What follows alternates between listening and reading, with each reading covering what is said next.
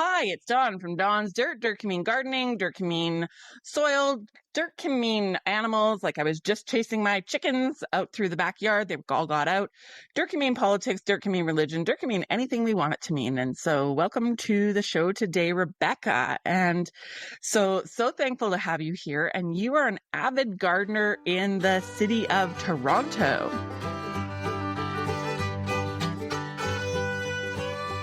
That's right. I've been gardening here for the last 3 years in the space I'm at. So this is my third year working the soil here in this house. I love it. I love it. Why did you choose to get into gardening? Because you're not that old. So what made you decide that you want to grow a garden in your backyard? Well, that's a really good question. And when I reflect on that, I would say it's likely because of my childhood. Growing up, my grandfather, he had a garden. So it was a humongous garden next to his house. They grew everything from corn, sunflowers to blueberries. And they even had some goats at one point. So that was my favorite thing to do as a kid, was to go to my grandpa's farm and just like eat the blueberries and eat the beans out of the garden. So that's likely why. And then I've just always had a passion for growing plants, and food seems like the most practical thing to grow. Absolutely. Absolutely. So do you save money on your grocery bill? Because you're growing food in your backyard. Do you save a little money in the summertime on your grocery bill? I would say I probably do. We do have a lot of shade in our backyard, so there is some limit to how big the plants grow. And I find, like, honestly, the farmer's market, for $4, you get like a huge thing of Swiss chard, all organic. You get a big thing of lettuce. Here in my garden, I maybe have like 8 heads of lettuce. And last night we just cut one off and I made a salad out of it. So, like, I would say I save a little bit of money on groceries. Well, last night you saved $4. Well, there you go. Yeah, exactly. Exactly. And that's the point. That's the point to growing a garden, is you can save a little bit of money on your grocery bill. And how special, like how much better. I know the farmer's market produce is good because I used to sell all my vegetables at farmer's markets, but how good was that salad last night that you grew yourself? Amazing. Like, there's nothing better than eating the food out of your own garden. Every morning I'll pick some green leaves, maybe some basil. Like this morning I picked some basil, some arugula, and threw it in my scrambled eggs. Just little things like that make it so worth it.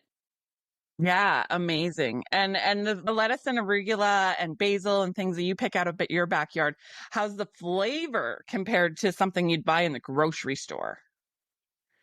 It's a lot sweeter, I would say. It's got a lot more sweetness to absolutely. it.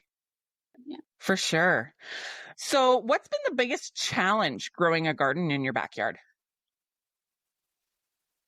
For me, in this location, the biggest challenge has been the shade and positioning plants in a way where they'll grow optimally. So finding the most sunny spots and putting my tomatoes there, and figuring out which plants are good in the shade. So this year I bought Malabar spinach, I believe it's called, because I learned that this type of spinach is really, really good for growing in the shade. So that's been doing really well. Do you know about Malabar spinach? I don't know about Malabar spinach, but I know about spinach. I know about cold weather crops. So cold weather crops are your lettuces, your spinach, your arugula, your Swiss chard, anything leafy green. Basil likes likes a lot of the sun. Some of the herbs are a little different, but your lettuces, like your leafy greens, your kale, peas are a cold weather crop. Sometimes your brassicas, so your cabbage, cauliflower, broccoli, things like that. Those are cool weather crops. And so those crops actually don't mind a little less shade.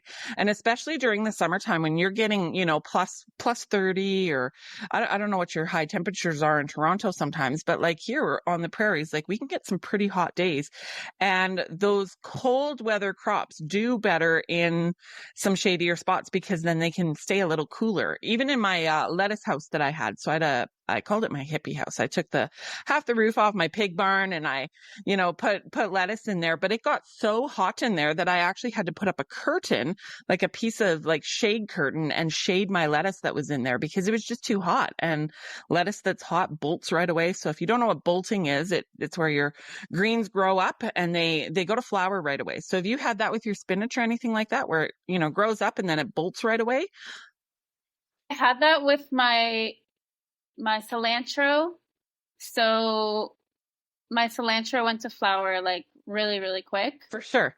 And that makes sense. And those are herbs, so they're finer little plants anyway. And so yeah, they'll bolt up. And you can eat bolted spinach sometimes, but you have to do a little taste test. Like, you have to taste it. We used to do that on my farm. So the guys would taste it first and then they go, okay, it tastes okay. And then they'd still pick it and we'd sell it at market. So you've got a lot of shade.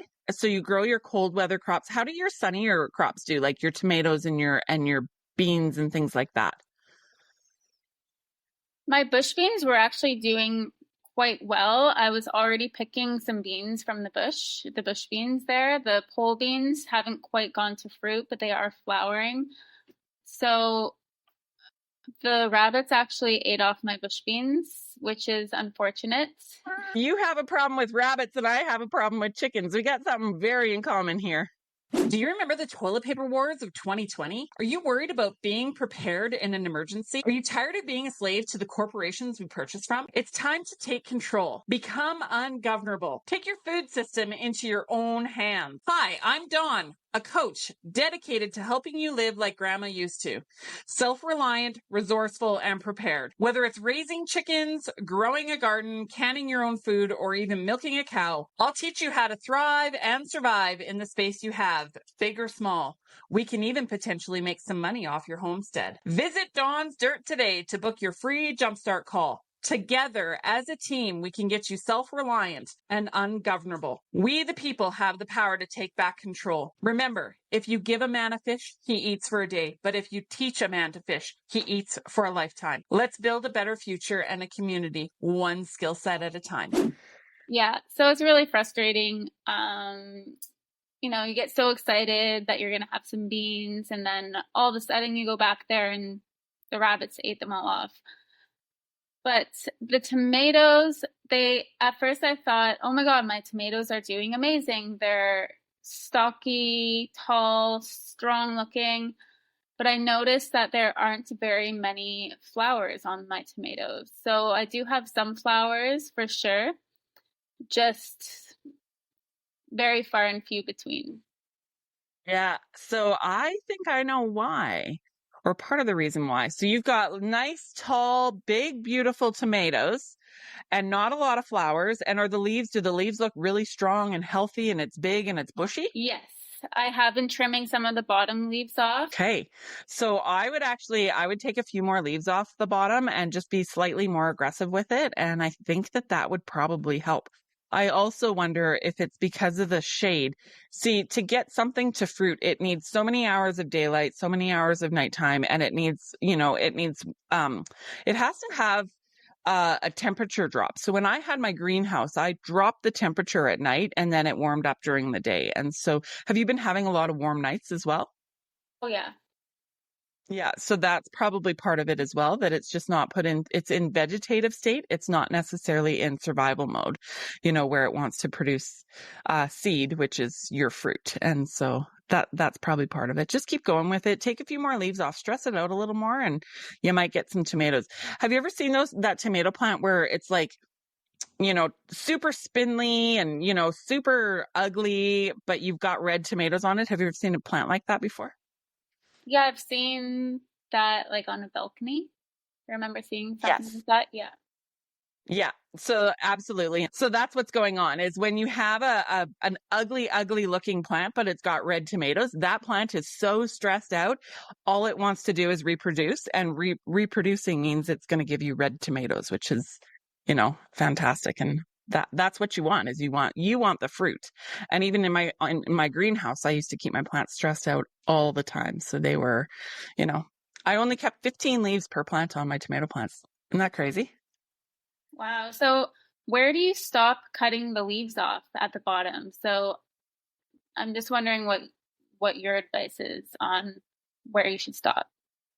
Great question. So I never stopped. So when I grew my tomatoes, they weren't the bush varieties. So my guess is you have more of a bush variety, but I had indeterminate tomatoes. So and you can prune indeterminate or determinate tomatoes the same way.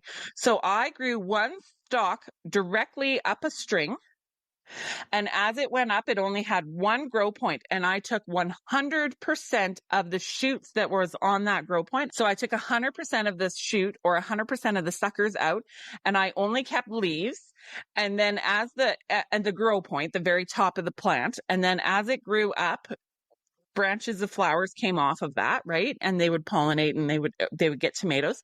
And I would start de-leafing from the bottom up. So by the time I was done, my tomatoes were about a year old and they were 75 feet long. That main branch was 75 feet long, no suckers. And then for like at least 70 feet or 65 feet of it.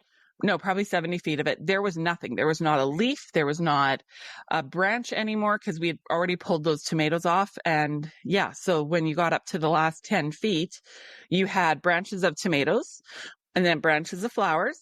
And then you had some branches with some leaves at the top. And then that was it. They were ugly, ugly, ugly, but they were very tamed and very pretty, actually, plants. And so that's how I got maximum production. Now you have to bear in mind, I also had them in the greenhouse. It was in a protected environment, so I controlled the water, I controlled the fertilizer, I controlled the temperature, I controlled the humidity, I controlled 100% of their growing conditions, and so I could push those plants that hard.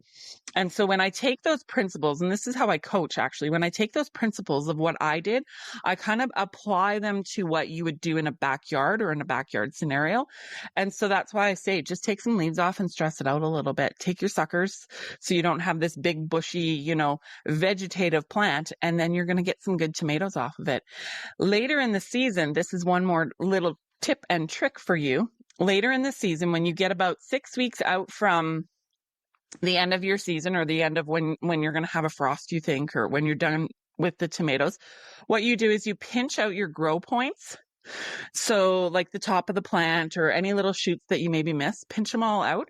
And what that's going to do is it's going to put everything and de-leaf a bit as well. And it's going to put all its energy into, oh, I'm dying. This isn't good. I have to ripen off and grow what I have on me already, the tomatoes I currently have on me, pretending I'm a tomato here. And so it'll put everything into the fruit that you already have, and you'll get more red tomatoes. Good tips. I Do have you have any been other taking questions? off the suckers. My other question is about pests. Now, I don't have a cat, so I find cats and animals like pets are a really good way to deter pests, such as rabbits or Mhm. squirrels and things like that. But for somebody who doesn't have a pet, what do you suggest they do about things like rabbits that are eating the things in your garden? Yes. So I guess it all depends on where you fall, and if you live in the city versus if you live in the country. So here I am. I'm a farm girl. Honestly, if you're out in the country, get a gun, do some target practice. That sounds awful, but that's what I would do. I don't actually own a gun, but I would maybe get someone in for target practice. But that's a country solution. Now in the city, you can get traps. You can get cat traps, and you can get, you could trap these animals, and then for a cat, you could bring it to the shelter or things like that. I've heard cayenne pepper works. Yeah, if you had a puppy in your backyard or a dog in your backyard, they'd wear it off like pretty quick. Yeah, so that would be one solution. Okay, so my Yeah, next it's tough. question about the Yeah, traps, because I did buy a trap and I put in a few okay. sliced carrots. But I did see the rabbit in the garden and he didn't go for the carrots. So what would be your recommendation for the best bait to put in the trap for rabbits? I don't know actually. So you put some carrots in and he didn't go for it. Where did you place the trap? Because a rabbit isn't necessarily going to go, like, you know how if you have an open yard and then you have your garden around the outside, if you put it in the middle, it's not necessarily going to go there. You have to kind of put it in a path or in the way it goes. So where did you place it? I placed it in one of the paths in the garden, like where I would walk. Okay. And where the rabbit likely would walk. Yeah, I'm thinking to try hay as bait. What do you think of that? Yeah. Well, I know for my farm animals, they would rather the green grass than the hay. So, for a mouse, I would do peanut butter. A squirrel, I would do peanut butter. A rabbit, I don't know. Okay, maybe I'll try some apples. So apples, yeah, maybe something a bit sweeter. Maybe carrots are not as sweet. Maybe carrots aren't as, yeah. Try some apples. I would do that. Yeah, I don't know. It's tough, right? Yeah. So you've got a trap. Yes. What are you gonna do with your rabbit when you catch it? Well, there's a few big parks around. So we have High Park, and I hear a lot of people trap raccoons, take them to High Park. And I also hear there's a lot of coyotes in High Park. So they pretty much become food for the coyotes if they're not able to get away. So I'll drive them either to High Park or somewhere far away. Yeah, for sure. That makes sense. Yeah. Nature, right? Like nature's not always nice either. The coyotes are going to eat the rabbit and that's normal, but yeah, it's just the way it is. Nature's not kind about it. A gun would be better than a coyote, I think. If I had to choose a way to go, I'd rather go by gun than a coyote. I think that's a little morbid thought, but it's what popped in my head right now. Yeah. Do you have any more gardening questions? I do. So I know it's really important to feed your plants, as I've heard in a lot of your other podcasts. Now, I'll tell you what I've been feeding my plants. So this year we actually had some compost because we've been, composting for the last 2 years. And finally, I was able to use that in the garden. So I started off with that. And then I've been maintaining, feeding my plants with hen manure that I just buy in like a cardboard box, and it comes in pellets, and some blood. What do you call that? It's basically blood. Blood meal? Blood meal. Yeah. So those are the sure. two things I'm using, probably every 2 to 3 weeks intermittently, like between one and then the other.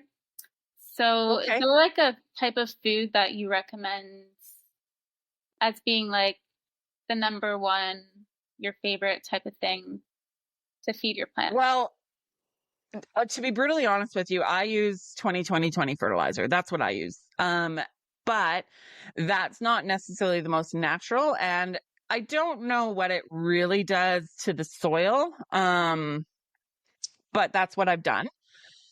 But I wouldn't necessarily say, oh, that's the best way. I think what you're doing is fantastic. What I tell clients is you just have to do something. Like just give them something. And I would give them something every week, not every 2 to 3 weeks, if I can just say that. Because, we eat food every day. So your plants are going to need to eat food. Now, having said that, because you've already put compost in your soil would already be built up. I just had an idea for you too. So I was speaking to someone the other day, and she was saying that she made bunny poop tea. And so you have a rabbit problem. Do you have rabbit poop in your yard? I have not looked closely enough to see if I do. So what is Okay, your but suggestion, Dawn? Do you suggest I pick up little pellets of rabbit poop and make a tea? yes, absolutely. So it's not as harsh, and so it doesn't have to be composted down quite as much. And so yeah, if you find little pellets, dry them out and store them in your cupboard. They might dry them out real good so they don't stink. Manure that's been dried out doesn't stink, but wet manure does stink. And so put a couple of pellets in a jug of water and then feed that to your plants. And so, she just dissolved poop in water and then, fed it to the plants. And she said someone was selling it as well, which I thought was brilliant. And so, yeah, like just using what you have on hand. And then normally you want to take manure, like chicken manure for sure. You want that to be composted for at least a year or two and broken down, because if it's not composted down, it's too hot. Chickens actually poop and pee all in the same little whatever it is. And so, yeah, it can be too hot is what we call it, when it's just too much. And so if you're going to do chicken manure, you want it broken down and composted down.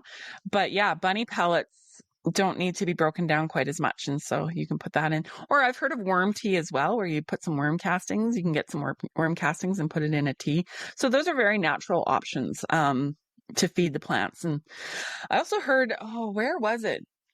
Oh, I was listening to a Joel Salatin podcast. This is kind of gross to me, but it just shows it's nature. It's just nature, but I can't get past the mental block of it. But he was saying that in China, they used to have, next to the farms, they used to have these like outhouses or these like latrines. And the people would be like, come to mine, come use mine. Because then you'd stop on the side of the road, use their bathroom. And they would use that on their gardens. And so that to me is a little like, I can't stomach that, but I can handle bunny poop better. Yeah. Yeah, that reminds me of a community where I lived in Costa Rica. So we would have these outhouses, and they asked you not to go pee, but only poop in the buckets. So you would put sawdust in between the poop. So you'd go poop, throw some sawdust on, and repeat. So once the buckets were full, we put them into like a bigger bin to let it decompose more. And they actually use that on their plants. So it is something people do, like even here, well, Costa Rica, that's where it was. So for sure. It does make sense. Like, it is usable, organic material. And I find that very fascinating that you only pooped and not peed. But it makes sense, right? It's the same reason that chicken manure is too hot, is because the urine is hotter. That's where, I forget what's in urine, but it makes it too hot, too spicy. Urine is too spicy. And so, whereas the poop or the manure, that just will compost down and make great compost. Now, the thing with compost, I learned this. So I worked at Bluegrass Nursery in Red Deer this spring, and with their compost, she was telling me that with compost, you have to have it broken down. And so if you've got lumps of poop in there, that's not broken down hard enough. And so you got to let it break down even more. And she also said that compost should not ever stink. And so if you're lifting up your compost and you're smelling it, do the sniff test. And if it stinks, yeah, let it break down even more. And then with compost as well, sometimes like on the farm, you would get a load of manure. And so my first question always is, was it broken down? You can have a manure pile, like from cows or whatever, sheep, goats, whatever. You can have a huge manure pile. But if that pile hasn't been turned and the oxygen gotten to it, so same thing in your backyard compost. If you haven't turned your compost pile, you're not getting the oxygen to it. And so it's not breaking down properly. And so everything that's stuck underneath is not actually composted. It's kind of fermenting, but it's not composted. And so that's why you have to turn your compost to get the oxygen to it. And then eventually it will turn into black soil. Did you know that? Haven't been doing that. I feel like I knew that though. I just haven't been doing it.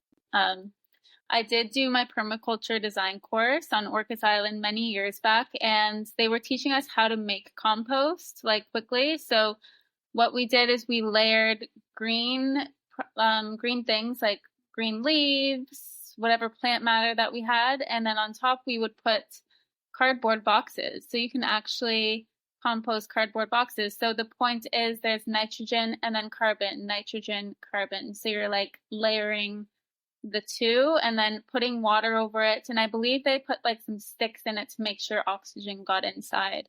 That makes sense to me. That makes 100% sense to me, because you need both. You need all of it. And yeah, I heard something interesting yesterday. I think it was on the radio. I don't remember, in a podcast. I don't remember where I heard this yesterday, but whoever it was saying that our plants in agriculture right now, and I'm a proponent of agriculture of all sizes, so I'm not knocking agriculture at all, but a lot of times it's on like a little TikTok video.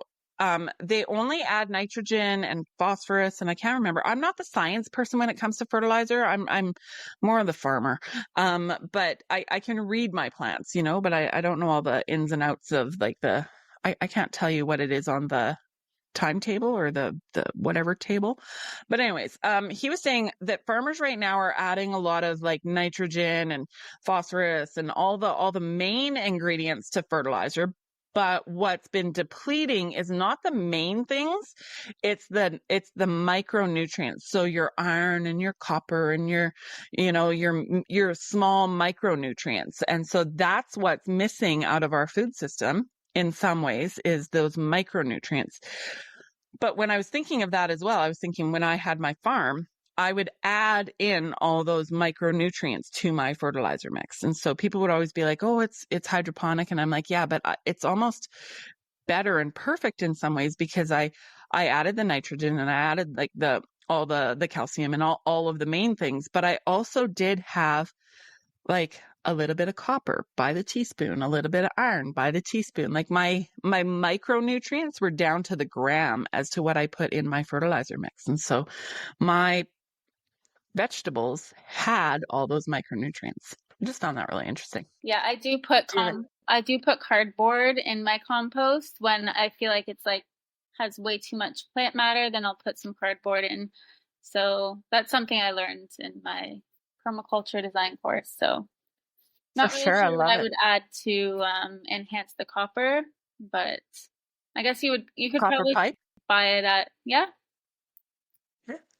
I don't know. I actually don't know a lot about compost. I really honestly don't. I had a massive compost pile, but I never really did anything with it. It was like 20 years worth of plant material just put up on a big pile at my farm. But I do know, like, so you think you should turn it? Your compost pile? I probably should. I put some dirt on top of it to sort of like seal what's in there in so that it can do its thing, but I don't know. Do you think I should turn it? I would turn it. Yeah. Yeah, I would get in there and fork it up and turn it up and stir it up and then yeah, do it a couple times if you can, and then like once it freezes in, you probably can't do it. But like, yeah, if you can turn it at least once over before winter, that's what I would do because it'll get that bottom stuff up to the top again. Because the top stuff will compost down, but your bottom stuff will be not composted. That's my guess. That's my educated guess. Yes, I do have another question. So it's pretty specific. What are the top 5 plants you would suggest growing in a shaded area? I can probably guess about 2 or 3 of them. But for Okay. somebody who has like, a shady backyard, what do you suggest are the 5 top plants you would do? Great question. What's your guesses? Based on what I've heard you speak about in the past, I'm guessing you would say lettuce for sure as the number 1. Check mark. Arugula. Check mark. That's all I can think of. I don't know That's what else. okay. I Chard. chard, yeah. Yeah. Kale. Yeah, kale's a great crop. And kale is a great crop because it will grow longer in the season too. So kale can handle a fair ton of frost as well. And so yeah, if you plant your kale and you just pick it off leaf by leaf by leaf, kale will last you right through into like probably -4 or 5. So it's a really good crop that way. Peas are a cold weather crop. And so they do still need, I mean, everything still needs sunshine to some degree, but you told me earlier that you have about 5 hours of sunshine. And the most sunny spots. Yes, I've watched the sun and I figured it's about 5, maybe 5.5 hours. Yeah. Yeah. So even still, that's not a lot of sunshine. So that's where, I mean, you can try your beans and your tomatoes and things like that. But yeah, as far as your shadiest spots, that's where I would put those leafy greens is the ones that get the least amount of sunshine. They're just going to grow a little bit slower. Now, lettuce, you can do head lettuce, which you would grow up and then you would cut it off and then you would have more subsequent what's the word? I always forget this word. Subsequent planting, rotational planting. Succession? Succession planting. See, you're smarter than I am. Succession planting. So you can succession plant your lettuce, and you can succession plant your spinach. Now, if it's planted in the full shade, it's going to go a little slower, but you can still have succession plantings. And then kale and chard are a one-time plant, and so that's where you would pick just the leaves off. And so you can have kale and chard all summer. That's a one crop stop.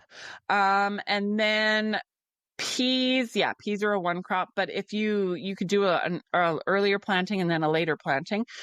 Peas you can plant really, really early. I know farmers, actually pea farmers, and not peas as in the field crop for feed or for like large scale, but peas. I know a pea farmer who does shelling peas. She does shelling peas in her field, acres and hundreds of acres of them. She starts planting in April already. And so those peas will come up and they'll get a shot of snow or they'll get a shot of frost, but they can handle it a bit. And so peas are very, very cold weather crops. So you could do an early crop and a later crop of peas. Your brassicas might work in the shadier, sunnier, shadier spots in your backyard as well. So broccoli, cauliflower, Brussels sprouts. Brussels sprouts can handle -8. Broccoli, cauliflower, Brussels sprouts, cabbage is another brassica. And so, well, your arugula is a brassica as well, but it's just it's more of a leafier one instead of a headed crop. And so those would go really well in your backyard as well. You just have to watch for the cabbage moth, which is that little white horrendous butterfly that they're not pretty. They're not cute. They're awful nemesis. Those because they do those green worms and then you're full of worms in your cabbage. Have you done those crops? No, I have done cabbage like in my mom when I used to live at my mom's house. I did cabbage and I made sauerkraut for my first time with it because I didn't really like eating cabbage as a vegetable, so I found that to be a really good option of a way to use it. So, but here in this garden, I haven't tried any of those. No. Did you have butterflies or worms in your cabbage? No, not at all. Okay. That's lucky. Lucky ducky. Yeah. Those are the trickiest plants to grow. So when I had my farm, I sprayed an organic spray. So it was a bacteria. So it was a spray and you sprayed it on, it was bacteria and the cabbage worm would eat the bacteria and then rot and die. But I had to spray more often because it was organic. And so rain would wash it off. And so every time it rained, we sprayed for the cabbage moth. Yeah, no, it's interesting and fascinating. So did you know that just because something's organic doesn't mean it's not been sprayed? Yes, I feel like I did know that. But at least it's something natural, somewhat. Correct?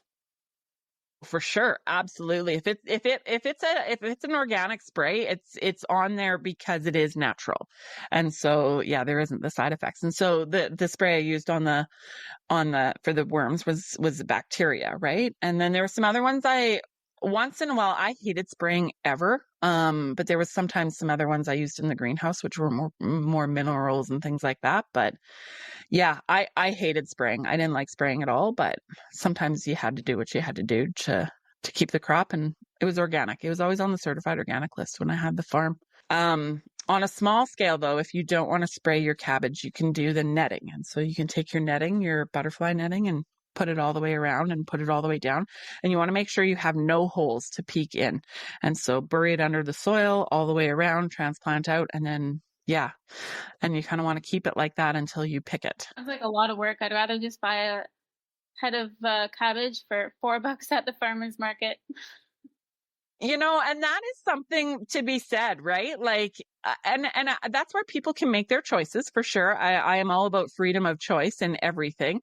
And yeah, For sure. It is a lot of work. And people don't realize that, growing a garden or growing or farming or homesteading or all these things, that is a bit of a myth, is that, it looks all pretty on Pinterest, but it's a lot of work and a lot of detail and a lot of, fine tuning. And you're going to put in late nights and early mornings. And that's what people don't realize, I think. And so you're right. It is easy to sometimes go to the farmer's market, and that's a better choice. Going directly to a farmer's market, as long as you're getting from the farmers.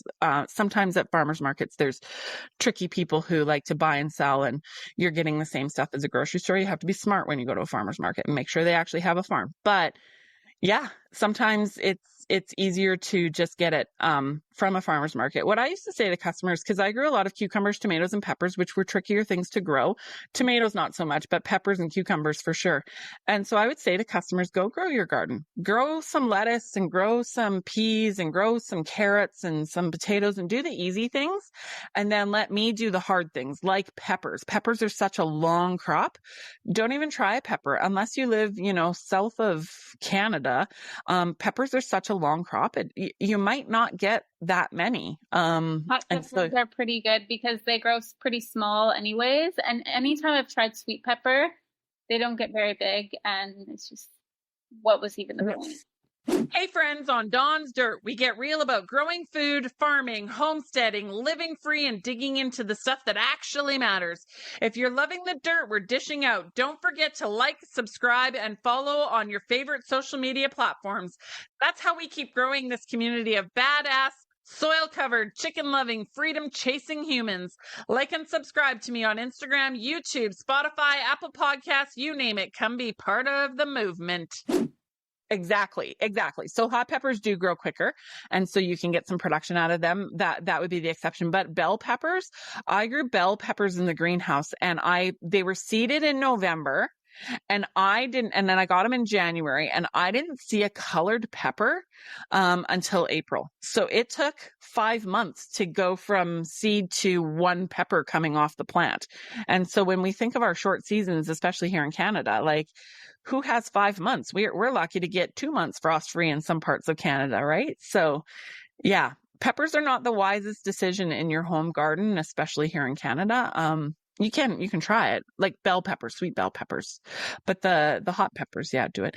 And the other thing I've suggested to clients as well is, if you take your pepper plant, so even a bell pepper, or a hot pepper, if you take your pepper plant and put it in a big pot, give it some fertilizer, nutrients, or compost. Like, make sure you feed it your bunny poop tea.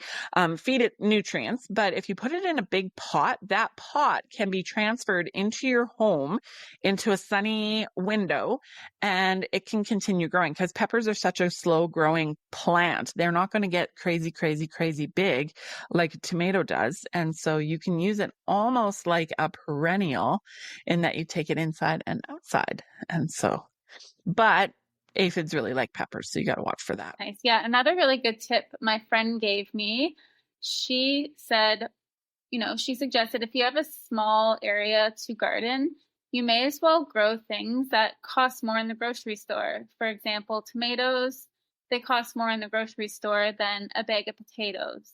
You can get a bag of potatoes sometimes. I've seen them at No Frills for like a 10-pound bag for $2 when they're on sale. So even though it's like satisfying and a lot healthier because you know what's going into your potatoes, sometimes it's probably better just to grow something else, and something that's going to cost you more at the grocery store. Smart. That's totally smart. Yeah, tomatoes would be a great one. Greens would be a great one too, because those baby greens in the grocery store are actually quite expensive, and they're so easy to grow at home. So greens and tomatoes for sure, and they're easy plants to grow. Yeah, definitely. Absolutely. Great tips and tricks. The other thing I wanted to share is 2 years ago, I invested in a grow tent. So I grow all of my seedlings in my grow tent starting in probably a month before I can put them out. So in April. And that saves me a lot of money on seedlings, because when you buy your seedlings from one of these nurseries, you can spend like Easily. I spent $40 on just a few tomato plants and, a few hot pepper plants. So I think that's a really good thing to think about for people who want to start their own garden is make that initial investment and you can start your own seedlings. Like it's really not that hard. You get your grow lights, you get your temperature control, like a fan in there, and you're good to go. Absolutely. Preach it. Preach it. That's amazing. And then do you have an idea of what you're going to do with your grow tent in the winter? It breaks down. So I actually just broke it down a few weeks ago. I did a second succession of seedlings. So, in June, I started some more seedlings so that I had some things to plant in July to replace the things that were coming out. So I just pack it up. It breaks down nice and small and put it in storage. I have another idea for you. What's that? So in the wintertime, if you've got your grow tent and you've got the lights and all you got to do is get some soil and some seeds, and I'm going to do a microgreens course this fall. And so you could grow your own microgreens all winter and have greens in your salads and your smoothies and your whatever toppers for your whatever pea shoots. You can saute them and put them in your stir fries, and you could have microgreens all winter. So I wouldn't pack that bad boy away. I would look into microgreens. Yeah, it's a great suggestion. I can bring it back out, once the garden's finished and all that. So yeah, I love it. I love it. Watch Dawn's Dirt because we're gonna do a full microgreens course this probably starting in after Thanksgiving, Canadian Thanksgiving. We'll probably start that one. I listen to your podcast all the time. I love it. Thank you. Thank you. Yeah. Perfect. Yeah. So thanks so much for being on the show today. And you do crocheting. I just want to end off with hearing about your little business. Do you want to put a little shout out for your business on there? Sure. So I'm a crochet artist, designer. I have a website, crochetculture.ca, and my Instagram is Rebecca's Crochet Culture. So that's one of my other passions. I teach classes. I made the earrings I'm wearing right now. And yes, it's another way to be self-sufficient, making your own clothes, your own hats for the winter. So it's a great skill. Absolutely. I agree with you. And it's a little business. So I heard a quote the other day and or a couple months back, actually, Dakota Cohen. He said, everyone should be a producer. Not everyone should be a farmer. And so with you and your crocheting, you're a producer. And so you are creating something usable to be able to barter or trade or sell or whatever. And so I love that you're in business and I love that you're an entrepreneur, and we need more people like you growing gardens and doing small side businesses on the side. So thanks so much for joining me today. Really, really appreciate your time, and what a great episode. So thank you. Thank you, Dawn, and good luck catching those chickens.